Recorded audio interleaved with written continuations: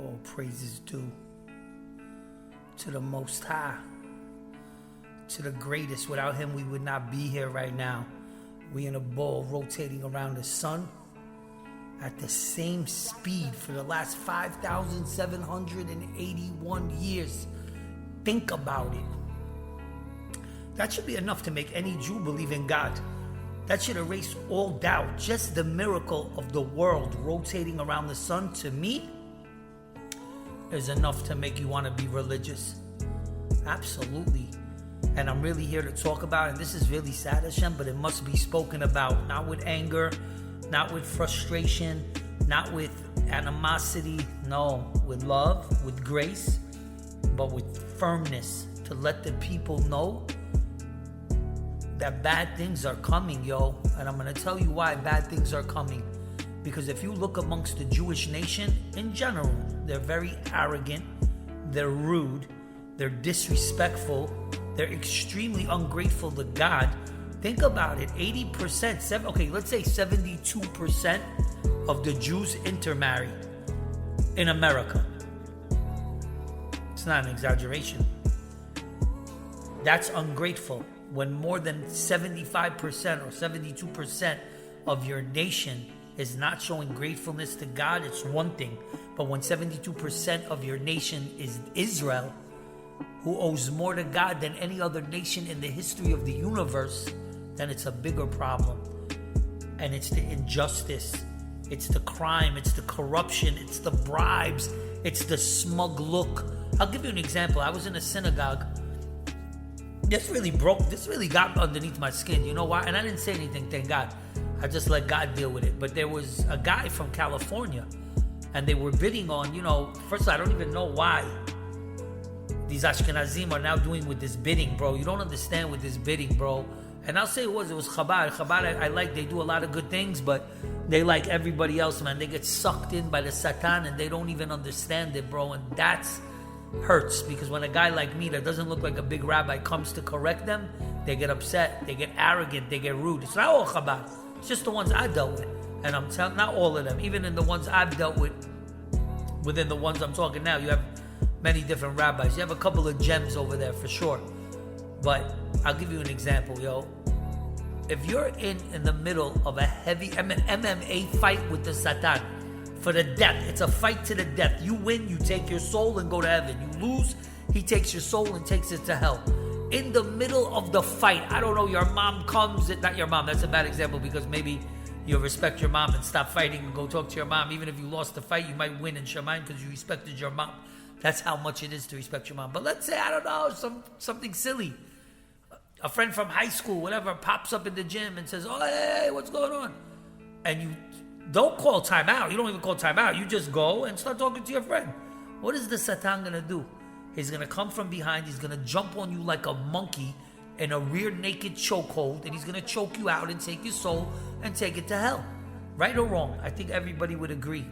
This is exactly what happens on Yom Kippur. I've never seen anything like this, bro. We praying. The prayer is going good. Everyone's davening. Looks like the people are into it. Beautiful. I'm sitting there, I'm thinking to myself, you know what, this is beautiful. And then out of nowhere, like a business, oh, we got to auction this, we calculated, we said it's better to auction. Then that's it, the Satan one right there, that's it. This one puts down the book, he gets bored, this one walks out, this one starts daydreaming. This is in the middle of Yom Kippur. You cannot find a better time to auction aliyot. It never hit you in your head one time to auction the aliyot before Yom Kippur? 2 days before Yom Kippur, have a Zoom and auction it. What is the issue? No, they're going to auction it during Yom Kippur. You don't understand. Another thing that really touched my heart, this really, really got me upset. Because if you're a rabbi, you should 1,000,000,000% know this, man. It's no disrespect to this particular rabbi or any rabbi. But if you're going to be a leader, you got to be a leader, bro. Like, I'm sorry, man, to get this excited, bro. But it's just enough is enough, bro. I'm telling you, the Jews are heading to a horrible place, bro. I'm telling you, man, the leaders are lacking, bro. The leaders are the ones that's going to lead. The leaders are cheaters. I like that. I'm just going to name this talk. The leaders are cheaters. I like that. HaKadosh Baruch Hu, man, your hand. is all over me, Hashem, and I love you for that so much. That's why I always end my videos with I love you. Why? I love you, Hashem. Why? Because I really love him, man. There's no girl, bro. If I get married, God willing, and Hashem knows I want to get married, I will never love my wife the way I love Hashem, man. I'm sorry. It's not even going to be close. If she came to me and said, who do you love more, me and Hashem? I would say Hashem. I said, how would you even ask me that? Even if she got her feelings hurt, I would say, you're a close second. I could say that because Hashem would allow me to say that to make her feel good. You know, so, oh, Hashem's here, you're on the bottom. Nah, you don't talk to her like that. That's your wife. You treat her like a princess. Hashem would tell you that. You tell her it's Hashem's here and you're right underneath him. Just like I told you, you have Hashem, the throne of glory, and underneath the throne of glory, you have 4 images. You know what they are? An eagle, an ox, a lion, and the image of Yaakov Avinu. So why are these 4 images underneath the throne of glory? You know why? Because these 4 images represent kings of the world. The eagle is the king of all birds. The ox is the king of all domesticated animals. The lion is the king of all wild animals. And Jacob, you could say, was like the king, the father of all the Jews. Even though it's Avraham Avinu, but he was the father of all the nations. Yaakov Avinu. That's his image, bro. I'm just telling you what it says. But it's to show that even these kings are subservient to Hashem. Without Hashem, the eagle's not flying nowhere. Without Hashem, the lion's not roaring.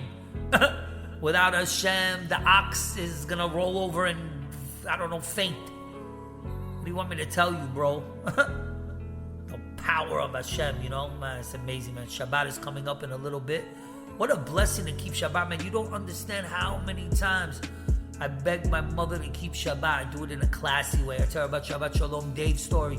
I tell her the story about the hair on your palm story with Shabbat. There was a rabbi.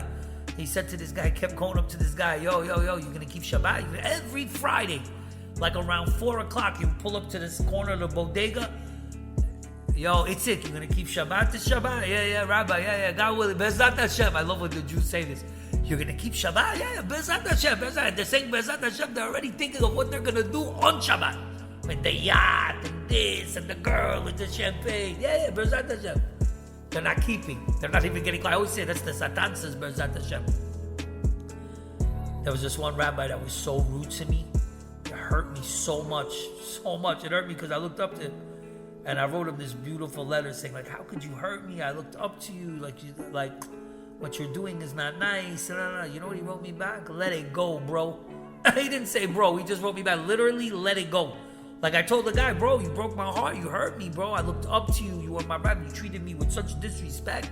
Like you bullied me. You made me feel horrible the way you spoke to me. And I just want to let you know, like I wrote him like that from the heart. And he wrote me back, let it go. And I let it go. And you know what's amazing?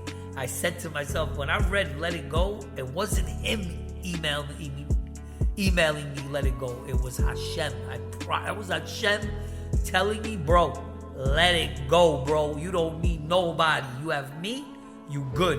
You reached out, they dissed, they're lost. Remember that always, bro. Only you could say this. You can only say you're lost if you're a good person. And if you're a good person and you reach out to somebody to give them love, or then they disrespect you or they root you, they're lost. Not your loss. They're lost. Remember that. Because you have the word of God. Because you'll come and make their children get closer to God. Because you'll help the family. You'll give the family tips and advice that will give them magical blessings. You'll have wisdom that nobody else will have. You'll have secrets that nobody else will know. Hashem will back you. Hashem will open your mind. Hashem will open up a membrane to your brain and tuck in secrets that even some big rabbis might not have known. You know what I mean? It's like I told this one guy on Yom Kippur, man, this was so dope. He saw me teaching a bunch of kids. Really wasn't a bunch. It was like 6, 7 kids giving me mad love. I just took my book. I wish I was a nerd. I wanted to test out if the kids like it. So I started giving it to the kids to read. Each one loved it, yo.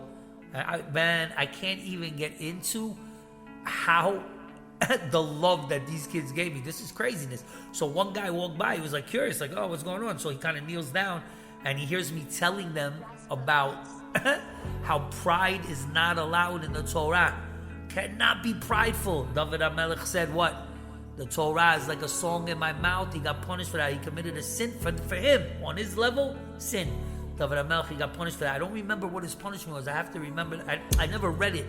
I read the situation, and it said it was previously, but I didn't read what it was previously. So hopefully with Hashem's help, he'll let me know exactly what that punishment was. So this guy goes, so let me tell you this, a couple of other things. And they said this in my other lectures, but must be repeated. So I gave him tough proofs. David HaMelech, Shmuel, Moshe Rabbeinu, Devorah, those four. I gave him a beautiful proof. Shmuel HaNavi said, I'm the seer. He said to King Shaul, I'm the prophet. I'm the seer. Like that, with like a little bit of bragging. Boom. He didn't know who to anoint. He had Jesse, he had Yishai's sons.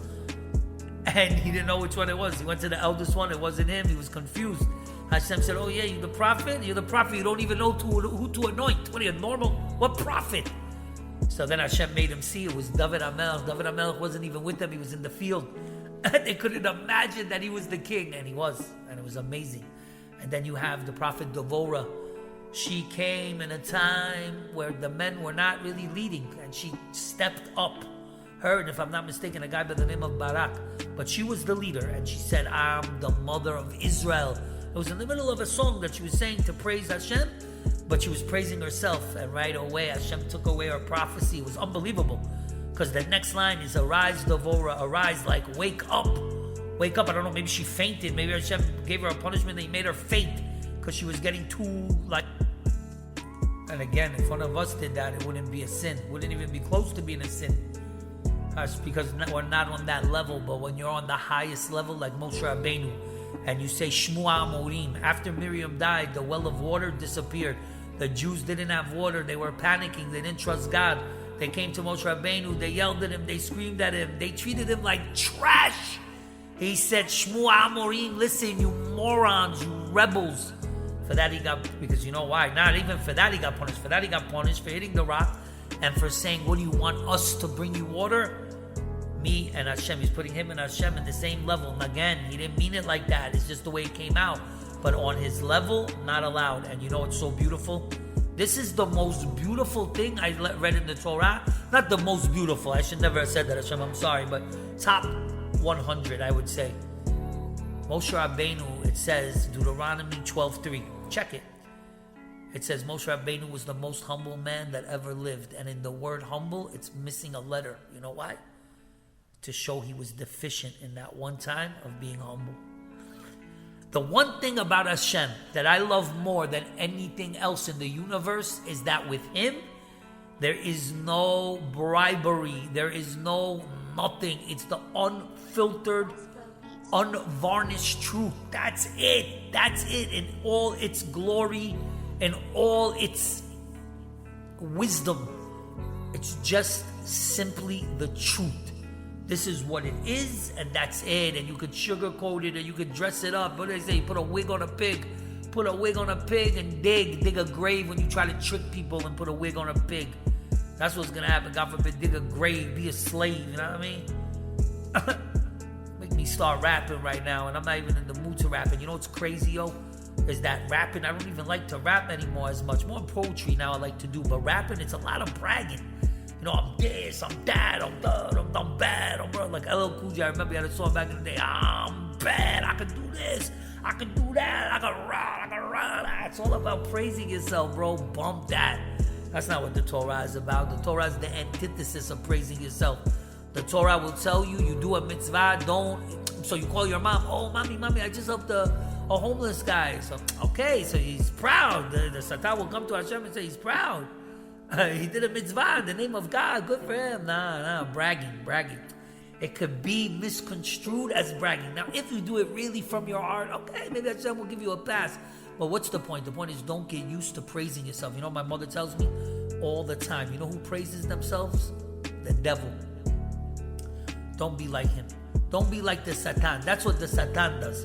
He praises himself. Oh, I did this. Now, you don't need to say any of that.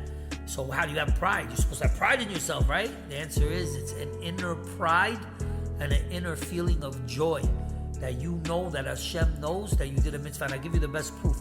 The best proof is with charity. The highest form of charity is anonymously. Why? You should go call your mom. Tell her I gave charity. Wrong. Keep it to yourself. Don't tell nobody. You get the biggest mitzvah. There was a guy one time. This is such a dope joke. And there was a guy, he went to go here, let's do Chabad, because I like Chabad. I told you there's things about them I don't like, but I'm not here to diss Chabad, so I'm going to say a story with Chabad and make it sound dope. So listen, this guy goes to a Chabad house, whatever, the guy gives such a good speech, he's very impressed, so he writes a $10,000 check, he comes up to the rabbi, he goes, Rabbi, your speech impressed me so much, I want to donate $10,000 to the shul. So the rabbi goes, wow, I'm so honored, thank you so much. He kisses his hand. So he looks at the check, to see, like if he really wrote 10,000. What does he notice? That the guy didn't endorse the check. So he goes, excuse me, sir, with all due respect, you didn't endorse the check? He goes, yeah, I know. I'm giving it anonymously. You understand? This is what we're talking about. We're talking about, and let me give you something. I just want to say this to anybody listening about Chabad. Please listen to me. Chabad, they will never tell you if you drive to shul on Shabbat, don't drive to shul. That's not their style. It's not my business. I don't get involved. I don't want to put pressure. They give you 6 billion excuses. The truth is, you're a rabbi, you in Chabad, and a guy comes to you, he doesn't keep Shabbat. Within 6 months, you should already have him at least trying to do something with Shabbat. But if I come and I see after 15 years he's still not keeping Shabbat, then something over here with this relationship is completely wrong. You're a rabbi. Your job is not to help people, climb up a ladder and clean their gutters. That's what people are for. Do a kindness. Okay, so the rabbi stood by my house for 4 hours and watched my kid. Very nice. Don't get me wrong. It's a huge mitzvah. The rabbi get blessed for that. But is the rabbi making people get closer to God? That's the question. And when I say closer to God, it doesn't mean inspiring other people to do good deeds. Because you can see this rabbi walk 5,000 miles to do a mitzvah. You've been impressed. But is he bringing people closer to God? If he's not, then he's a regular Jew that's helping a Jew. Rabbi is a teacher. To teach you what? To teach you how to get to heaven. To teach you how to keep the laws and fix your flaws. Very simple. You understand? So one of the things about Chabad is they're very loving and kind. They welcome you in. You can come to Chabad with a tattoo on your face that says, I don't like Chabad. And you're a Jew, and they'll take you. You think I'm joking? I'm telling you, this is how Chabad is. Very, very loving. Very loving. But sometimes, too loving will get you confused. Like a lot of the Chabad kids that I met, you know what they would tell me? No. To fear is not allowed. No, we don't believe in fear. You don't believe in fear? King Solomon, he's a wise guy. Super wise, right? Like super duper smart. So what did he say? Reshit Chochmah Yirat Hashem, the foundation. You know what it means, the foundation? Without a foundation, you have nothing. The foundation to wisdom is to fear God. Those who fear me, I will reveal my covenant to them. Praise is the one that fears God. Ashrecha, the one that fears God. I will bless him. I will bless his children. I don't know. And there was one prophecy I just read about the Mashiach. And it will be a time that everybody will know God exists. They will fear him and respect his holy name. So what is it telling? That if you fear God, you get to heaven. That's a proof right there. And you're going to tell me that, no, we don't talk about fear? You understand? That's Chabad. That's Chabad. And that's why I pray to Hashem that somebody gets into Chabad and just fixes that. Because everything else, they're beautiful. They're good. They mean well. They're a little bit too much with the money, the donations. They get a little bit too caught up with that. It's very surprised to see Chabad auctioning that. They would never auction. Terrible, man. That's the Satan winning another round to the Satan.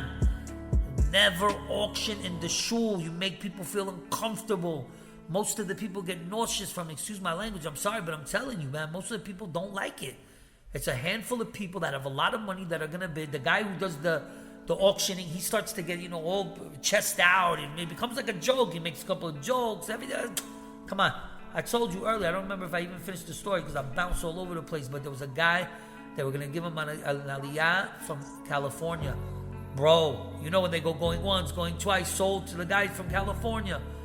Yo, they would not do that. There was him and another Chabad guy that were going back and forth, like a local guy, and the guy kept outbidding him. So the guy, he goes, going once, going twice, and I'm sitting there and I'm thinking to myself, he's going to play games, bro. I could see it because he's making these side comments, winking at his friends. Like, I didn't really see him winking, but if you're clever, bro, if you were in that synagogue and saw that, you would know what's going on. Everybody that's there knew it, and it looked like it was a cute joke, but it wasn't. Unless I was mistaken, unless they all knew each other and they played some little game, but that's not what I thought it was, not from what I saw, and I was right there. And I'm telling you, that they go going once, going twice, and then start talking. Anybody from, what's up, Moshe? Anybody from Chabad? Come on, we're in Florida, represent.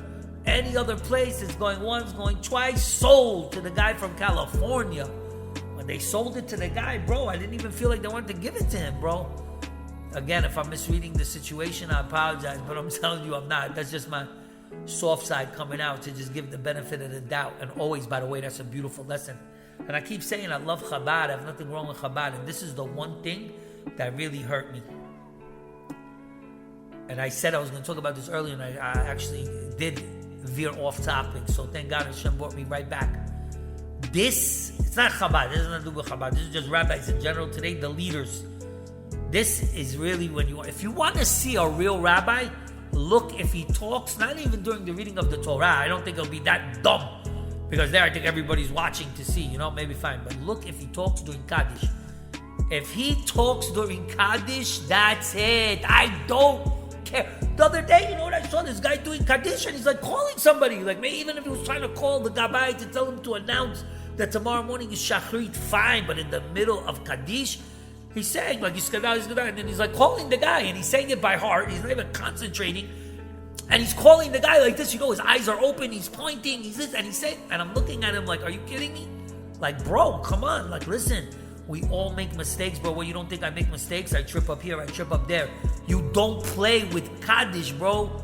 You don't do that. You know what Kaddish is? Kaddish is like such a high praise for God. You just lost a family member. You're not even talking about, I miss my Uncle Joe. No, you're praising God. God is the God of justice. There's no one like him. He's on another level. And in the middle of praising God, you're going to talk. There's nothing. And they happen to be talking about business. Oh, yeah, you guys will give a nice donation. Thank you so much. You have to see, bro, when some of these guys give nice donations, how they cozy up to them. Yo, it's not cool, bro. I'm telling you, man. People see this, bro. The rabbis, they don't really understand this, bro. It kind of hurts me. But, yo, you know what it is? It is what it is. But I will say one thing. This rabbi that in particular, I will never say the name, bro, ever, because I have too much respect for Klal Yisrael, you know what I mean? Because Kol Yisrael, Aravim Zeh Lazeh. This guy, bro, I promise you, if I was a leader and I was in charge, he's such a good speaker. He's a good speaker, this guy, bro. I give him a lot of credit. Very slick talker. He knows how to talk. He's a good speaker. So I would tell him, yo, teach the kids this or do this. You know what I'm saying? I would put him to work because he's a good speaker. Never hate on my brothers, bro. You know what I mean? Never. Saw somebody with talent and I was a leader and I had the power to, you know, man, I seen so many leaders, bro, when I was a teacher that just if you really took a step back and saw who they gave the jobs to, they would have an assistant 15 billion times better than the regular teacher. How does that even happen? I don't know. It happens. Check the Jewish schools I work at, bro. Is it only the Jewish schools? Nah. But go look. 80% of the Jewish schools, chas v'chalila, are corrupt, bro. It's a lot of politics. I was in a very religious school, bro. Separate boys and girls. Super duper religious. Bro, come on, man. Stop. Please, I beg you, stop. That's what Hashem is telling me. Sammy, don't say anything, bro. It's not worth it to say anything. It's all love, you know what I mean? Word up, it's all love. Give me 1 second.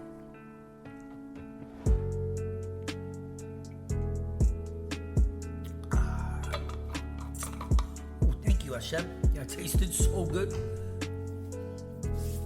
I appreciate that. So yeah, let's get off the topic, bro. I'm not trying to disrespect nobody, yo. That's real talk. Never. Like I said, Kol Yisrael, Aravim Zeh Lazeh. We all responsible one for the other, you know what I mean? And this is what I told this guy that came and he bent down, was talking to us with the kids. I told him there was a rabbi and he had a $5,000 diamond encrusted Kiddush cup. And he came out one day and he was showing his congregants, you know, look at this cup. Everybody's like, wow, gathering around, it's amazing.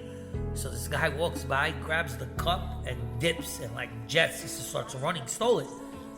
Rabbi starts giving chase, so the people are looking at the rabbi like confused. They're like, Rabbi, you just gave us a 5-hour speech on Torah and trusting God, and there's no one like a guy who trusts God, and how do you know who's righteous? He who trusts God. And you chasing the guy. The rabbi didn't even listen to them, bro. He chases the guy. The guy makes a left, he makes a right, he goes up, he goes down. He hides behind a dumpster. Now he's like shaking because he's like, sees the rabbi's not giving up. So he goes to peek out. He's curious to see if the coast is clear and him to leave. He goes to peek out, and there's a shadow cast over him, and it's the shadow of the rabbi. He looks up and he goes to the rabbi. Rabbi, please, I'm begging you. Please, here, take the cup. I'm so sorry. I'm so embarrassed. I didn't know how much this cup meant to you. If I would have known, I would have never stopped. Please. So the rabbi is looking at him and seeing like he's doing tshuva. He's impressed. So you know what the rabbi told him? He said, relax. I didn't come for the cup. He said, so then why did you chase me like that?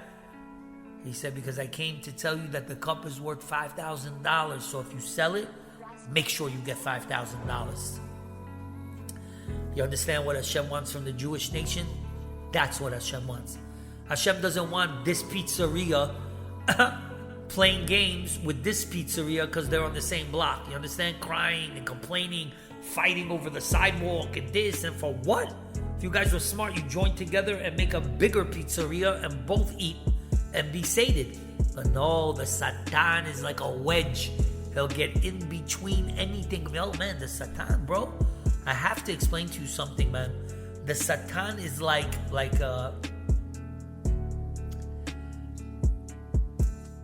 I don't know, like the worst black dye. You know, like anything it touches, it'll stain it black. You touch it, you touch your eye, God forbid your eye, your cheek, and now that's it, permanent forever. You can never get it out. Then you touch here, But anything he touches, he tries to destroy, bro. Ah, man, he's vicious, bro. He's like a wood chipper to souls. I know that sounds so, that even hurts my soul to say it like that. But you don't think the Satan would take your soul and throw it in a wood chipper and laugh and smoke a cigar? If you don't think he would do that, then you don't know him. Yeah, he'll come right now on this video and say, nah, don't listen to him. You know, you do bad, I'll punish you. You do good, I'll reward you. Nah. Listen to me. He's a super duper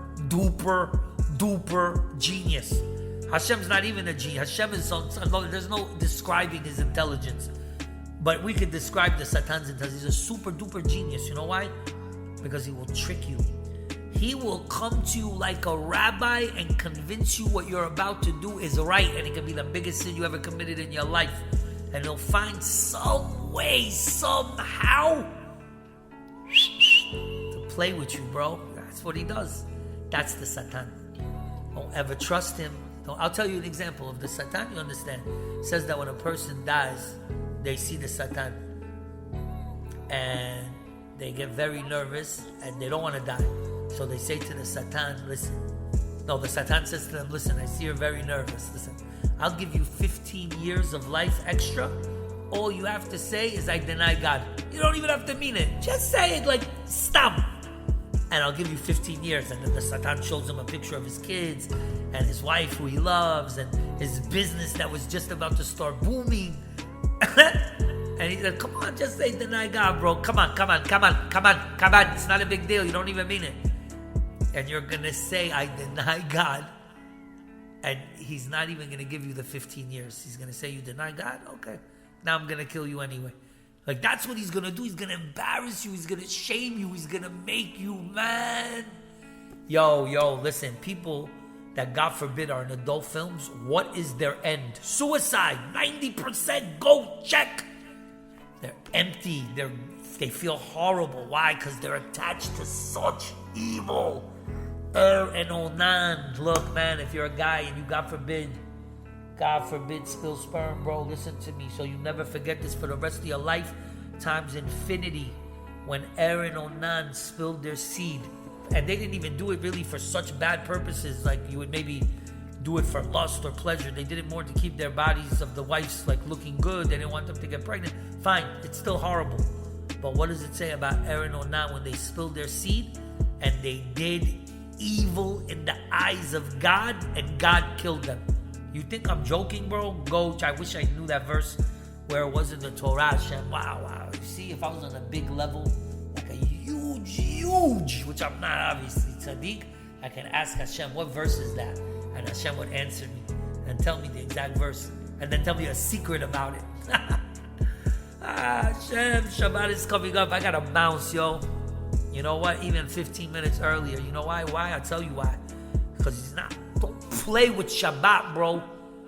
Listen to me, man. That's the marriage contract. That's the ketubah. You're going to break the ketubah with your wife? You cannot. You are bound to that ketubah. You're bound to Shabbat. It's an eternal covenant that he made with the Jews. Oti leolam. Ay, ay, ay, ay, ay. And the Jews don't even know. Exodus 31, verse 15 to 19. Go read over there about the karet you will get for not keeping Shabbat. Hashem eventually, after all your lifetimes and you never keep Shabbat, he's going to cut your soul. And then you're never going to merit heaven. Ever, ever, ever. I don't care, with all your mitzvot, with everything you did. You could have eaten kosher for 10 billion years. It's not going to save you, bro. You need Shabbat. You need Shabbat. Let's see. I'm going to test you if you're listening in the 30 minute. I always like to say this because I like to see who sticks around that long. I used to play a game with the kids called Pay Attention to really see if they were paying attention. So let's play Pay Attention with you right now. And I'll just ask you one question, a simple question. And let's see if you were really paying attention. I'll give you like 5 seconds to think of the answer. I mentioned there's 2 things that rabbis do that really bother me. One is when they talk during Kaddish. If you see a rabbi talking during Kaddish, it's not a good look.